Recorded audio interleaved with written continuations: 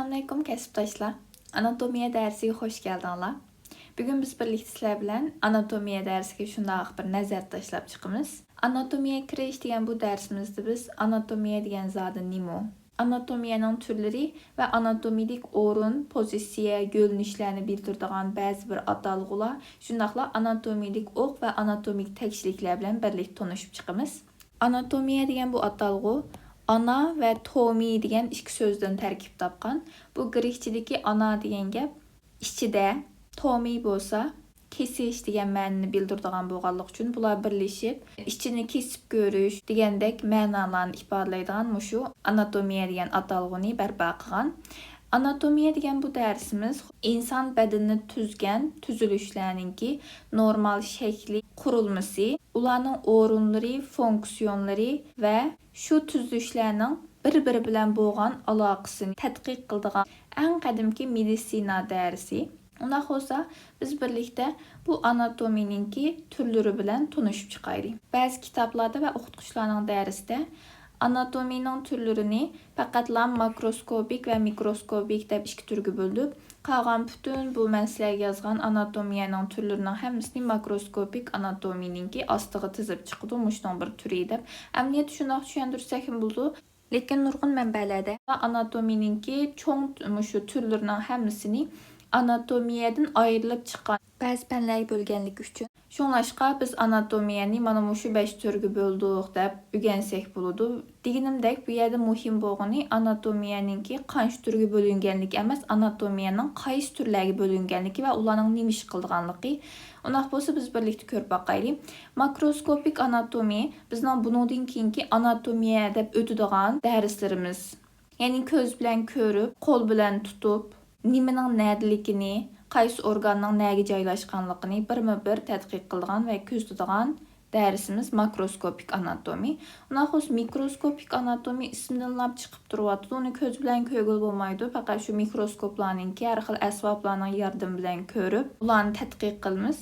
Ya'ni odam badanini tashkil qilgan, ko'z bilan ko'rgil bo'lmaydigan tuzilishlarni tadqiq qildi mikroskopik anatomiya. Mikroskopik anatomiya sitologik anatomiya va histologik anatomiya deb ikki turga bo'lindi. Histoloji deganimiz Uyg'urchadagi hujayra ilmi. Histoloji deganimiz Uyg'urchadagi to'qilma ilmi. Ya'ni hujayra ilmi bilan to'qilma ilmi mikroskopik anatomiyani tadqiq qildi. Hamda funksional anatomiya deganimiz mushu inson badanini tuzgan har xil tuzilishlarninki funksiyonlarni, ularning nima ish qilganliklarini tadqiq qildi. Ya'ni bizning fizioloji degan darsimiz naq funksional anatomiyani tadqiq qildi. Patologik anatomiya bo'lsa, bizning patologiya darsimizdan tadqiq qiladigan bir turi. Patologiya darsimizda inson badanida kasallik paydo bo'lgan vaqtida shu inson badanini tuzgan qaysi tuzilishlar yoki qaysi shaklda, qaysi organlarda qanday o'zgarishlar paydo bo'ldi, mana shuni tadqiq qildi. Hamda gelişimsel anatomiya bo'lsa, ismidan chiqib turyapti. Ya'ni inson badanining taraqqiyotini tadqiq qildi. Masalan bizningki embriyoloji dersimiz, ya'ni törelme ilmi dersimiz mana shu gelişimsel anatomiyani tadqiq qildi. Bayami deb o'tib ketgandim, bizning asosiy ko'rdiganimiz makroskopik anatomiya deb. Endi bu makroskopik anatomiyani biz bir nechta turga bo'lamiz, birlikte ko'rib baqaylik. Makroskopik anatomiya jamiyatning taraqqiy qilishiga asosan buning turlari kundan kunga ishib ketyapti. Shunlashqa biz faqat bu yerda makroskopik anatomiyaning kunimizda uchraydigan bir nechta turni va ularning nima ish qilganliklarini ismini tutib olsak bo'ldi. Lekin eng muhim ko'radigan narsamiz sistemik anatomiya. Sistemik anatomiya ismidan chiqib turyapti. İnson badanidagi tuzilishlarni sistemalarga bo'lib turib tadqiq qiladigan tur. Biz bilamiz o'tir maktabdagi darslardan odam badanida 8 cho'ng sistem bor. Ularning birinchisi harakat sistemasi, ikkinchisi aylanma sistemasi, uchinchisi nafas olish sistemasi, to'rtinchisi hazm qilish sistemasi, beshinchisi nerv sistemasi, oltinchisi suydik ishlab chiqarish sistemasi, yettinchisi ko'payish yoki nasl qoldirish sistemasi, 8-incisi işki ajratma sistemisi deb muş 8 çoğun türgü bölümümüz. Bularning ismini hozircha bilib olsaq bo'ldi, chunki anatomiya darsimiz bo'lsin, mayli boshqa darslarda bo'lsin, biz meditsina ilmini mushu 8 cho'ng sistemaga bo'lib turib tafsiliy ko'ramiz. Hatto keyingi darsimizda anatomiya darsimizni biz tunji bo'lib harakat sistemasidan boshlaymiz. Harakat sistemasining ichida 3 xil tur bor. Birinchisi so'ngaklar, ikkinchisi muskullar, uchinchisi bo'g'imlar. Mana shu shakllar bo'yicha biz bularning hammasini tafsiliy ko'ramiz. Undan keyin qarab baksak, ikkinchisi, ya'ni makroskopik anatomiyaninki ikkinchi turi karşılaştırmalı, ya'ni komparativ anatomiya.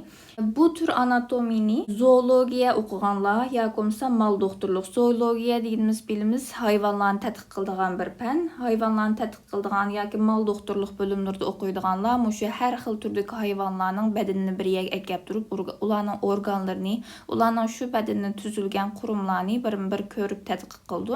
Undan keyin topografik, ya'ni bölgesel anatomiya degan bu anatomiyada biz bayon deb o'tib ketgandek, biz bundan keyingi darslarimizni sistemik anatomiyaning ustida turib o'rganamiz. Endi uningga qo'shib, masalan, harakat sistemasidagi so'ngakni o'rgangan bo'lsak, bosh so'ngaki, qo'l so'ngaki, put so'ngaki deb turib, mushu badanimizni bölge yoki rayonlarga ayırıp turib o'rganamiz. Mana buni biz topografik anatomiya deymiz. Demak, bundan keyingi darslarimiz bizning nim bilan munosabatli desa, birinchi job sistemik anatomiya, ikkinchi job tomografik bölgesel anatomiya bilan bakrak munosabatli. Endi ko'radigan bo'lsak, davomiy yuzaysel anatomiya.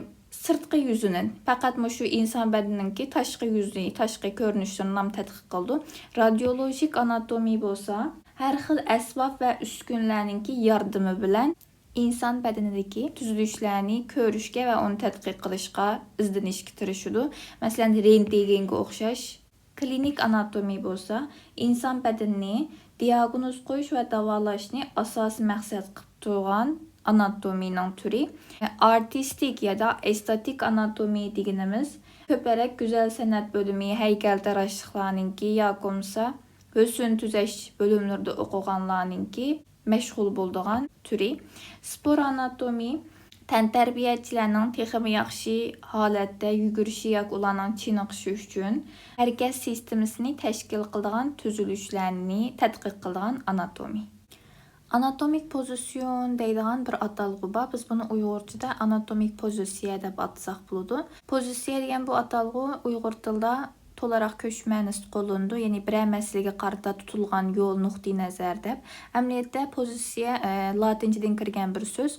Asli ma'nosi odam va narsalarning tutgan o'rni, turgan joyi degandek ma'nolarni ifodalaydi.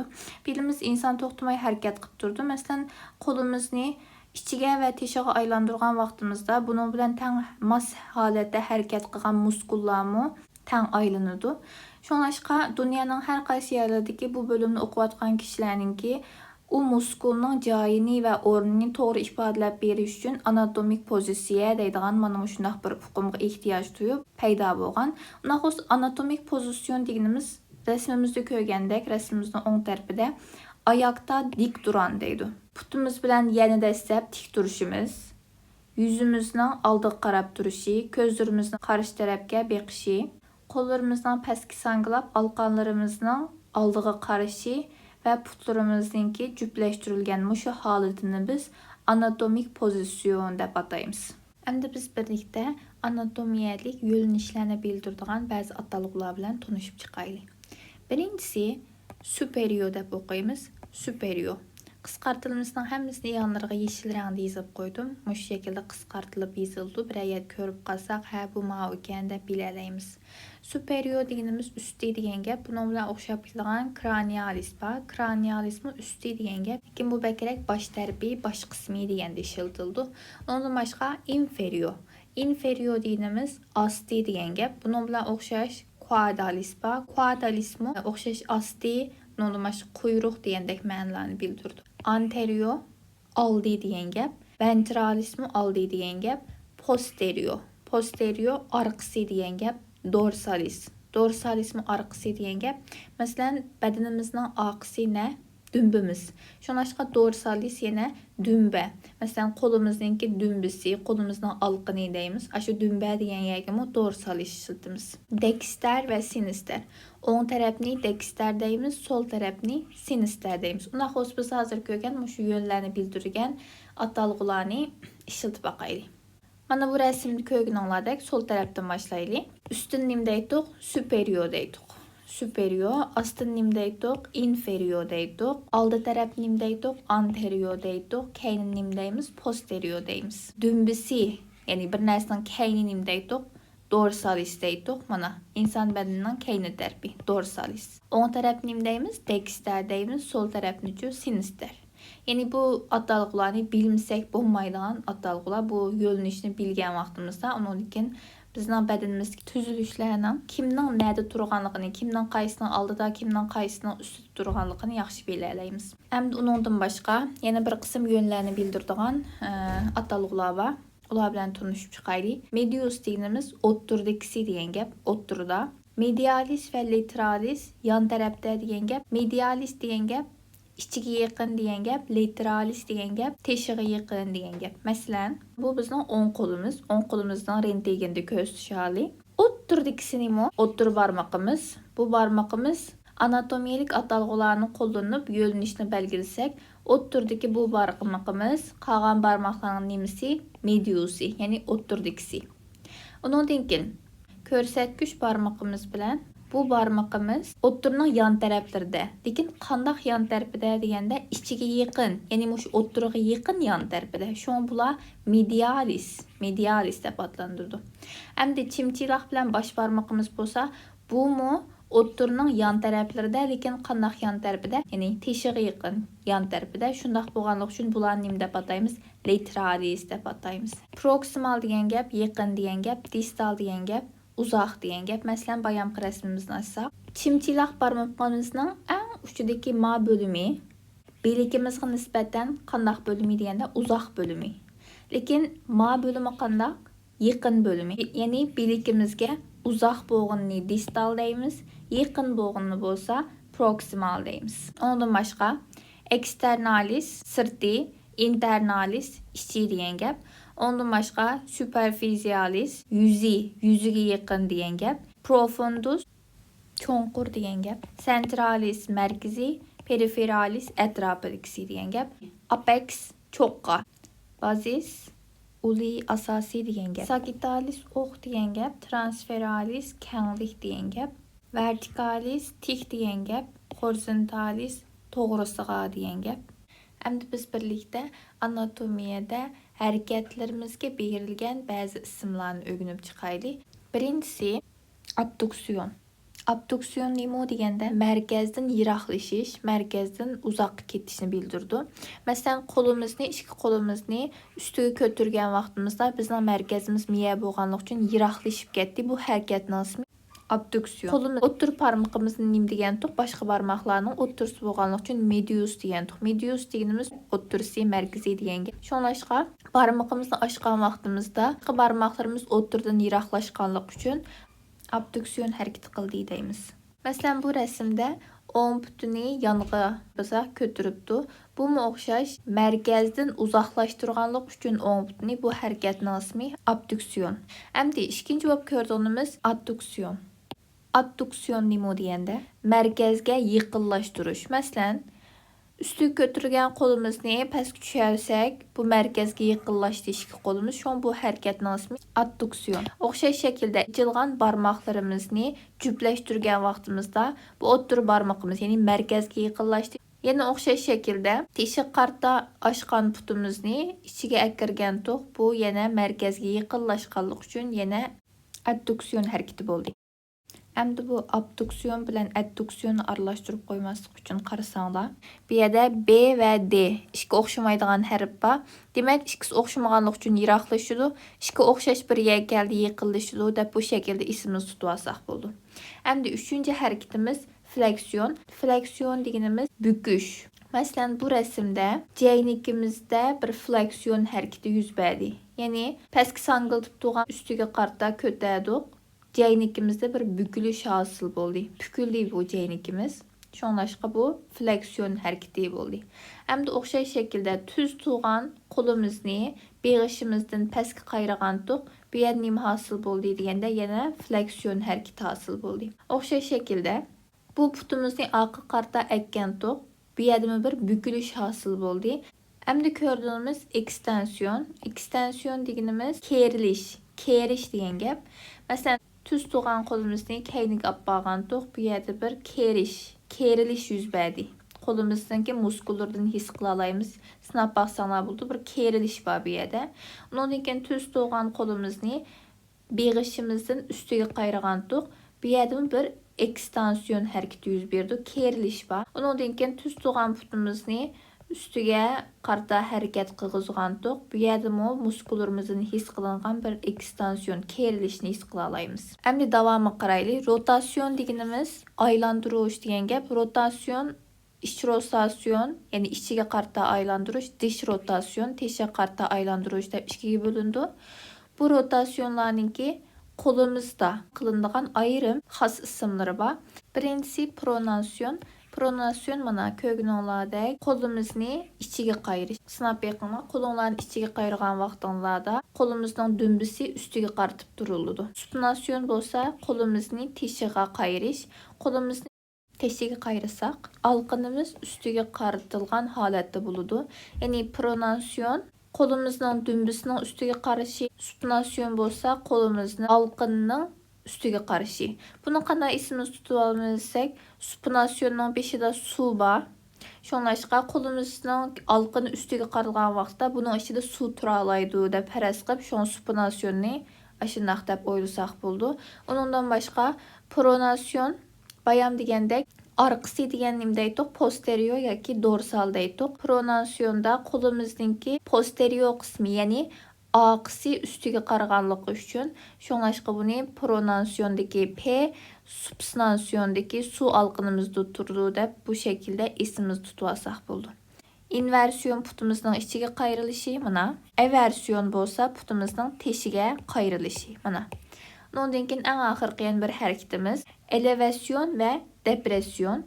Elevasyon diýenimiz yükseltiş, depresyon diýenimiz bastyryş. Möhrümüzni üstü kötägen wagtymyzda yükseliş hareketi boldu, elevasyon hareketi. Möhrümüzni astyga bastyrgan wagtymyzda bastyryş hareketi boldu, depresyon. Ämdi biz birlikde anatomik eksenler bilen tanışyp çykaýly. Eksen diýenimiz ok. Biz bunu latincede aksis dep ataýmys. Aksis vertikalis. Vertikalis diýen sözüni biz bayam körüp ötüp ketkendik. Nim diýendik? Vertikalisni tik diýendik. Şunaqo. Unas aksis vertikalis diýen nim diýen gep boldy diýende birleşdirsek tik ok boludy. Unas bu resmimizge garaýdygan bolsak, astydan üstüge ýa-komsa üstüň astyga tik düşken muşu okny biz aksis vertikalis dep ataýmys. İkincisi aksis transversalis. Transversalisni biz nim diýendik? Kän ýa-komsa togursaga dep ötkendik. Demek aksis transversalis mana muşunda soldan oňga ýa-ki oňdan solga bizni togursaga kesip ötken mana muşu okumuz. Ämdi aksis sagittalis bolsa aldydan keýinge ýa-ki keýinden aldyga uzangan mana muşu ok. Ona bolsa hemmimiz bilimiz ok etrapyda ma'lum hareketler yüz berdi. Meselen yer şary özüniň oky etrapyda hareket kıldı şunaqo. Ona bolsa aksis vertikalis garaýdygan bolsak, bu aksis vertikalisde eger öz etrapyda çögüldi dep oýsak, insan mana muşundaq çögüleydi. Öz etrapyda çögüleşni biz bayam nim dep öýrengendik, aýlanyşny rotasyon diýendik. Demek aksis vertikalis diýen mana muşu oknyň etrapyda rotasyon hareketi yüz berdi diýen gep. Hem de ikinci bop aksis transversalisda yani okşaş muşu ok boyunca hareket kılgısa qaraňlar. Adam aýlanywatydy, adamnyň beli pükülüp, beliniň üst tarapy astyga egiliwatydy, put tarapy üstüge kötüriliwatydy. Demek bu ýerde pükülüş hareketi we keriliş hareketi we put tarapy kerilgenlik üçin unas bu hareketni biz nim dep öýrengendik? Fleksiyon ve ekstensiyon hareketi dep öýrengendik. Ondan aksis transversalisning etrapyda yüz berdigan hareket fleksiyon ve ekstensiyon. Aksis sagittalis garaýdygan bolsak, ýene okşaş muşunyň etrapyda çögülsün bu. Bunun etrapyda munda çögeldi. Qarsaňlar, Qo'llar ustiga chiqib ichilyotidi. Putlar, qo'llar ichiladi, ustiga chiqqan sari, putlar ichiladi. Undan yana pastga tushgan sari bular yepildi. Undan xo's markazdan bir uzoqlashish va markazga yaqinlashish harakati bor bu yerda. Bu harakatni biz nima deydik? Abduksion va adduksion deydik. Amsa aksis sagittalis o'qining atrofida yuz beradigan harakat nimaki? Abduksion va adduksion. Undan xo'sh biz birlikda anatomik düzlem, ya'ni anatomik tekşilikler bilan tanışıp chiqaylik. Tekşilik düzlemni latincada planum deymiz. Tunji bo'lib ko'rdiğimiz planum frontalis. Yoki bunun başqa bir ismi planum coronalis. Frontalis inglizchadan bilimiz oldi degan gap. Bu planum frontalis tekşilik bizni oldi va keyni deb ikkiga bo'ladi. Hamda ikkinchisi planum transversalis. Bunu yana planum horizontalis deb ataymiz. Bayam ko'rgandik bu ikkili so'zni ko'rib o'tib ketgandik. Nima degan gapdi? Kenglik yoki to'g'risi degan gapdi. Demak, bu tekshlik bizni to'g'risidan kesib o'tib, usti va osti deb ikkiga bo'ladi. Hamda uchinchisi bo'lsa planum sagittalis. Planum sagittalis bizni o'ng va so'l deb ikki tarafga bo'ladi. Hamda balla planum medianum deb bir narsa bor. Bu planum medianum qop o'tirdan o'ng va so'lga bo'lgan tekshlik. Demak, bundan shu narsani keltirib chiqarib bo'ldi. Mayli planum frontalis bo'lsin, mayli planum transversalis bo'lsin, mayli planum sagittalis bo'lsin, hech qaysi bizni o'tirdan bo'lmaydi. Xohlagan bir yerdan bo'la oladi bular. Birisi bizni oldi va keyniga, yana birisi bizni ust va ostiga, yana birisi o'ng va so'lga bo'ldi. Lekin planum medianum degan vaqtida planum medianum bizni o'ng va so'l deb qop o'tirdan ikkiga bo'ldi. Hamda birlikda inson badanining bo'limlarga ayrilishini ko'rib baqaylik. Latinchada badanning korpus deydi. Ya'ni corpus humanum degan gap inson badani degan gap, turkchadagi inson vujudi degan gap. Biz buni 5 turga bo'lamiz cho'ng jihatdan. Birinchisi kaput. Kaput degan gap bosh qismi shu. Ikkinchisi collum yoki cervix. Bu bo'yin degan gap. Uchinchisi truncus. Truncus deganimiz gavdimiz, bestimiz, ajab bestlik adamga bu deymiz. Ya'ni turkchadagi gövde. Bu truncus o'z ichidan 4 ga bo'lindi. Birinchisi thorax. Thorax deganimiz ko'krak, abdomen deganimiz qo'rsoq, pelvis deganimiz quyruq va das so'ngaklarini o'z ichiga olgan bo'limlar, dorsum deganimiz dumbimiz. Hamda 4-chi bo'lib ko'rganimiz extremita superior, ya'ni üst ekstremite. Bunun ichiga kirdigani omuz, ya'ni mo'rimiz, brachium, yuqori bilikimiz, antebrachium, bilikimiz ve manus. Manus deganimiz qo'limiz. 5-si extremitas inferior, ya'ni alt ekstremite. Bunun ichida 4 bo'lim bor. Gluteus deganimiz kasının yana bir qismi. Biz kasını ikkiga bo'lib o'rganamiz. Birinchisi truncus qismidagi pelvisda, ikkinchisi extremita inferior, ya'ni alt ekstremitning ichidagi gluteus qismida ikkiga bo'lib o'rganamiz. Undan keyin femur. Femur deganimiz yota. Crus deganimiz parchoq, pes, put. Demak, inson badani mana shu 5 turkumga bo'lindi va biz bundan keyingi anatomiya darsimizda biz eng boshda o'tib ketgandik buni. Anatomiyani ham sistemlarga bo'lib, ham sistemlarning ichidami mana shu bo'limlarga bo'lib birlikda o'rganamiz. Unda xo'sh sağdaşlar, biz hozir bugun o'rgangan bu soatdagi mazmunlarni bir yig'inchoqlik etaylik. Birinchi bo'lib biladigan narsamiz anatomiyaning turlarini bilib o'tib kelsak bo'ldi. Undan keyin makroskopik anatomiyaning ichidagi sistemik anatomiyaning o'z ichiga olgan seksion sistemining ismini cho'qim yaxshi bilishimiz kerak. Undan boshqa anatomik pozitsiyondagi na'ning qanday qaraydiganligi, qaysi o'rinning qaysi shaklda turishi kerakligini cho'qim bak yaxshi bilishimiz kerak. Bu yerda deb o'tib ketgan superior usti, inferior osti, anterior oldi, posterior keyni, o'ng tarafni dexter deydik, so'l tarafni sinister deydik. Buningga o'xshash eng asosiy bilimlarni anatomiya o'rganish uchun, cho'qim yaxshi o'rganish uchun eng puxta holatda bilishimiz kerak.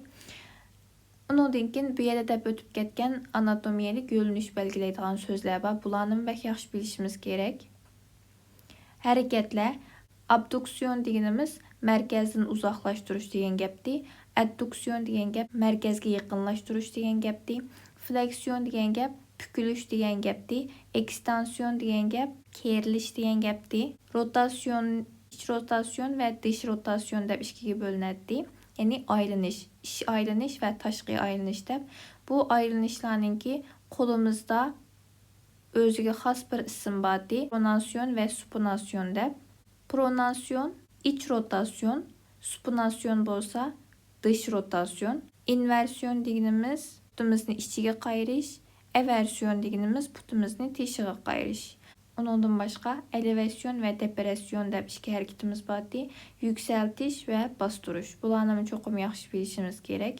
Anatomik eksenler bardi. Aksis vertikalisdə rotasyon hareketi qıladıq. Aksis transversalisdə fleksiyon və ekstensiyon hareketini qıladıq.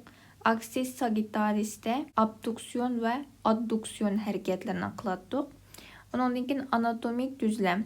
Planum frontalis bizni aldi və keyni deb ikkiga böladi. Planum transversalis bizni üstü və astı deb ikkiga böladi. Planum sagittalis o'ng və sol deb ikkiga böladi. Bunun içindeki planum medianum bizni o'ng və sol deb bizni qap o'tirdan böldigan bir tekşilik. Ondan başqa insan vücudunu 5 qismga bölgendik. Bularning ismlarini çoxum yaxshi bilishimiz kerak. Bugungi darsimiz müşu yerda oxirlashdi. Hammanglar uchun manfaatli bo'lishini tilayman.